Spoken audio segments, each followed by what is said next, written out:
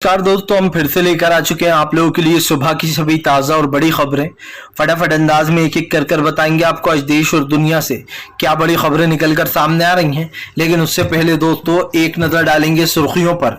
प्रधानमंत्री नरेंद्र मोदी के ऊपर जमकर गरजे राहुल गांधी, बोले मणिपुर की हालत पर प्रधानमंत्री नहीं तोड़ रहे अपनी चुप्पी। जी हाँ, आपको बता दें एक बयान पर भड़क गए। वहीं पर अगली बड़ी खबर में हम आपको बताएंगे दोस्तों, अन्ना हजारिया के ऊपर संजय रावत का बड़ा हमला। बोले अब कहां है अन्ना हजारिया जो बार बार आंदोलन करने आ जाया करते थे। बताएंगे क्या कुछ बोला है। वहीं पर अगली बड़ी खबर में हम आपको बताएंगे दोस्तों, बृजभूषण सिंह ने अपनी ही पार्टी के नेता वरुण गांधी को दी धमकी। बोले फिलहाल एक इंसान से नहीं चलती पार्टी। बताएंगे क्यों वरुण गांधी के ऊपर हमलावर हो गया बृजभूषण। वहीं पर अगली बड़ी खबर में हम आपको बताएंगे दोस्तों, पप्पू यादव ने मणिपुर के खिलाफ किया जमकर प्रदर्शन, बिहार में रोकी गई ट्रेनें। बताएंगे क्यों भड़क गए पप्पू यादव।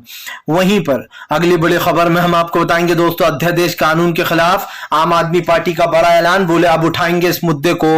राघव चड्ढा ने लिख दी राष्ट्रपति को चिट्ठी। बताएंगे आखिरकार क्या कुछ बोला है अध्यादेश पर। वहीं पर दोस्तों महाराष्ट्र में होने वाली अगली बैठक से बीजेपी डरी हुई है। जी हाँ, तेजस्वी यादव का बीजेपी के ऊपर बड़ा हमला, विपक्षी एकता को लेकर कही बड़ी बात। वहीं पर अगली बड़ी खबर में हम आपको बताएंगे दोस्तों, अखिलेश यादव ने बीजेपी पर निकाली भड़ास। बोले इस बार कुछ भी कर ले बीजेपी, इस बार वो नहीं रोक पाएगी विपक्ष को। वहीं पर अगली बड़ी खबर में हम आपको बताएंगे दोस्तों, दरअसल आपको बताते चले असदुद्दीन ओवैसी का बीजेपी के ऊपर बड़ा हमला। बोले यूनिफॉर्म सिविल कोड, बीजेपी को खुद को भी नहीं पता इसमें क्या कुछ कानून है।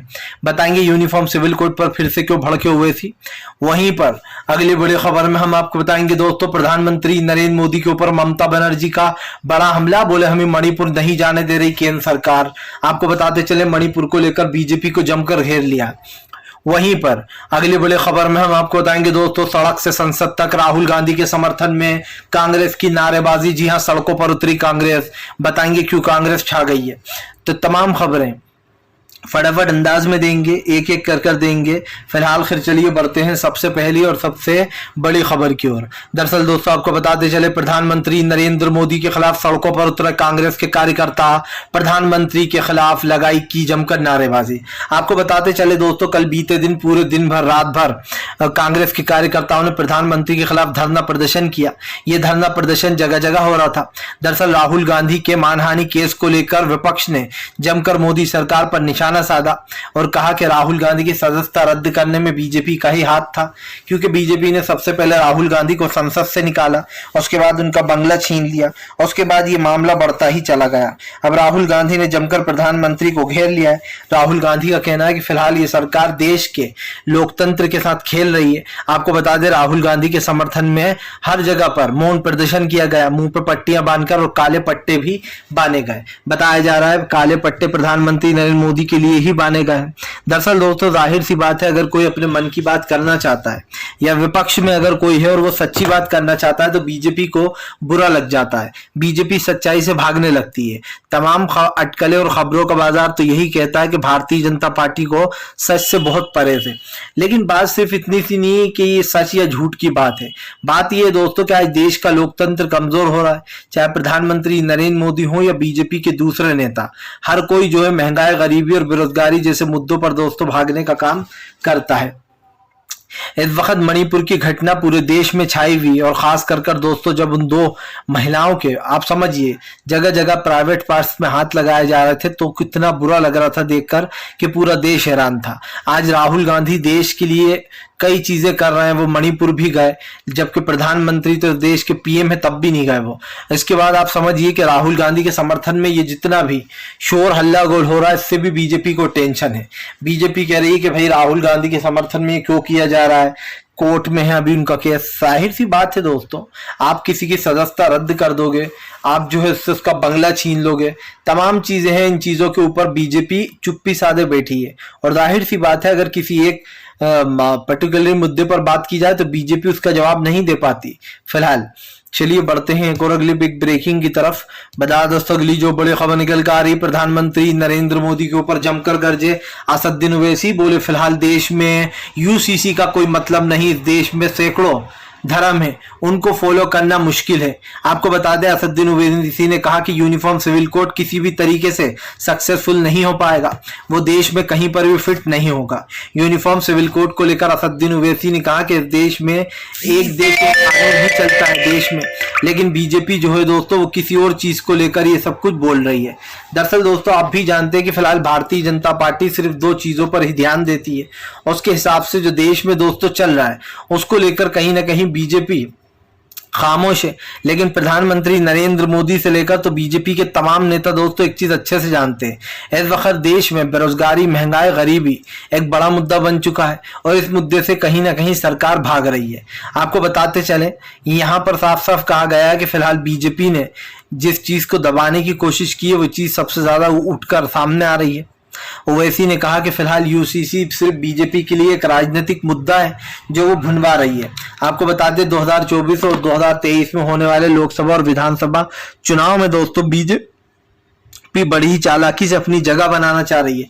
यही नहीं, आप एक चीज अच्छे से जानते हो कि भारतीय जनता पार्टी दोस्तों क्या करने की कोशिश कर रही है, क्योंकि आपने इससे पहले भी देखा होगा कि बीजेपी के राज में किस तरीके की चीजें चल रही हैं।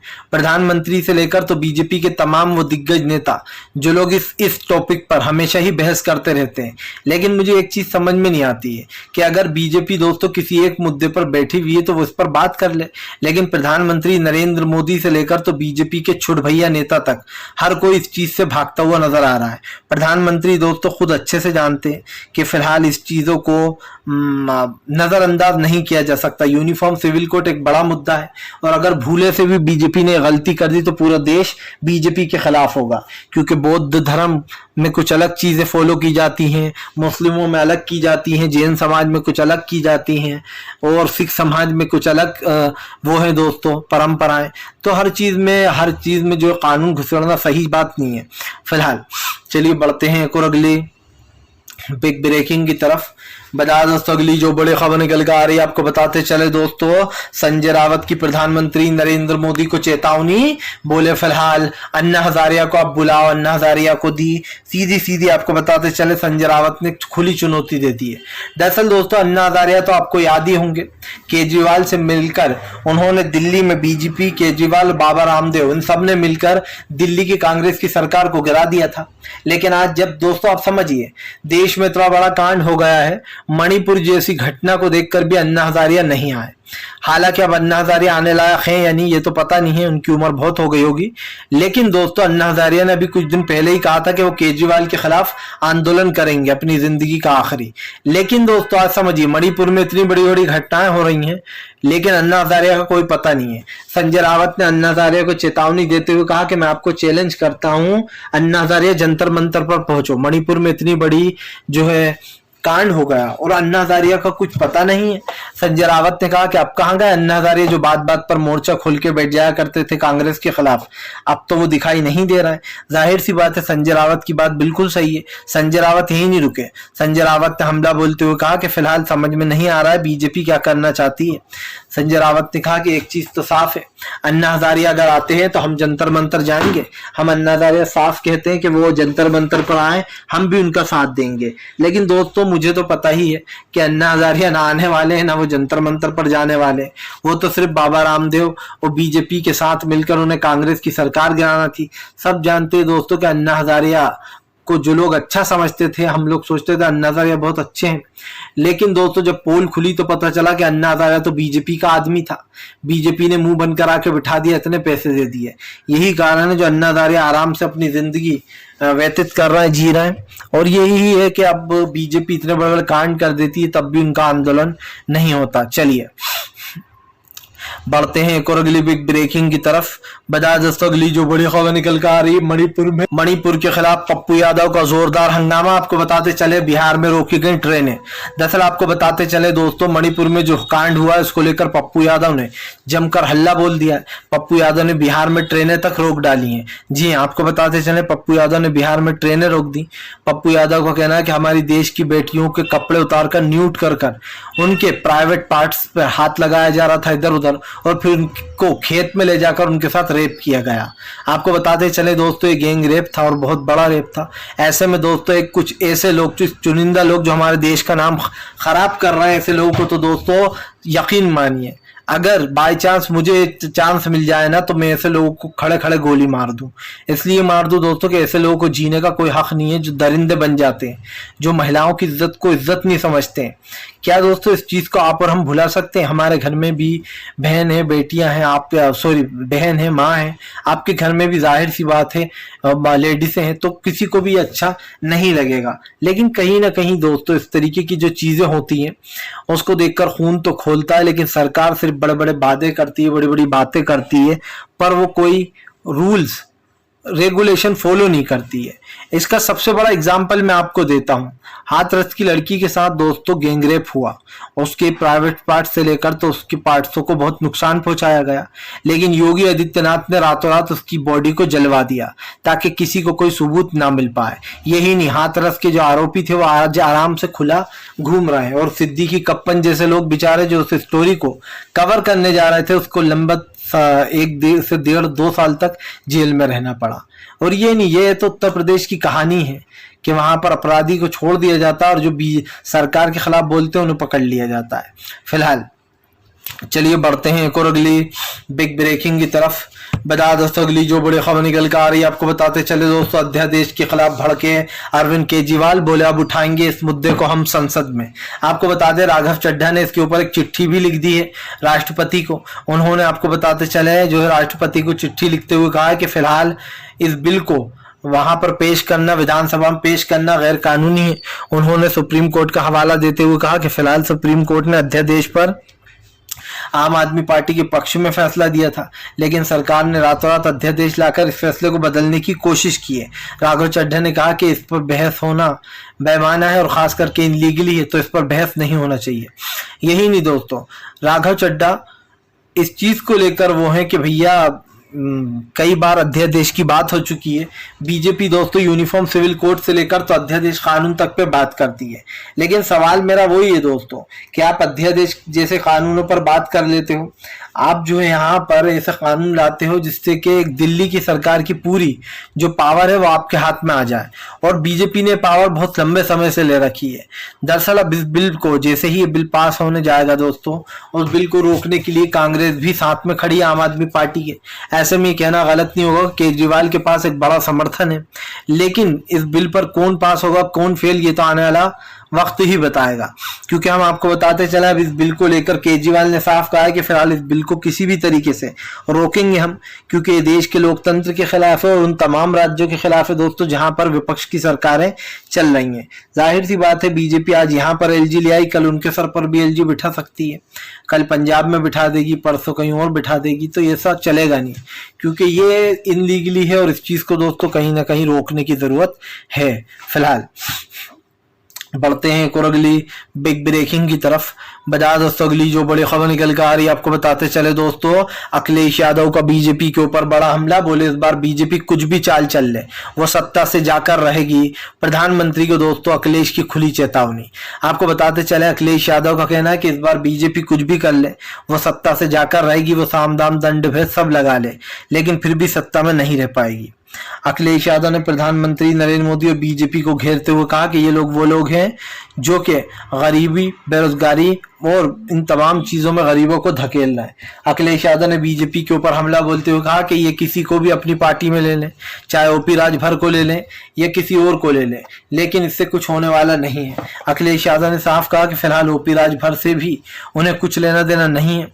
आपको बता दें दोस्तों, बताया जा रहा है ओपी राजभर जो है वो इस चीज को लेकर काफी वो हैं, लेकिन ओपी राजभर का एक मामला निकलकर सामने जरूर आया था दोस्तों, जहां पर अखिलेश ने साफ कह दिया कि भले ही उनकी पार्टी में ओपी राजभर जाए या कोई और चला जाए वो अपना फैसला नहीं बदलेंगे, गठबंधन यही रहेगा।